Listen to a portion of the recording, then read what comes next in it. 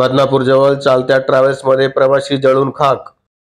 सकाळी 5:30 वाजता पुणे ते पुसद जाणाऱ्या ट्रॅव्हल्स क्रमांक MP09 DP 9925 मध्ये एका प्रवाशाने स्वतःला जाळून घेतल्याने 50 वर्षीय प्रवासी मृत झाला आहे। ही घटना बदनापूर जवळील निरंकारी पेट्रोल पंप जवळ घडली।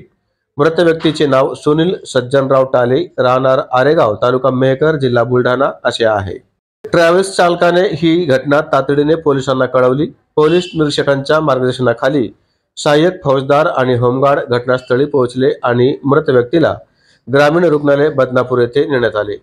प्रेताचे शवविच्छेदन करण्यात आले असून नातेवाईकांना बोलावण्यात आले आहे। पुढील तपास सहाय्यक फौजदार यांच्याकडे सोपवण्यात आला आहे।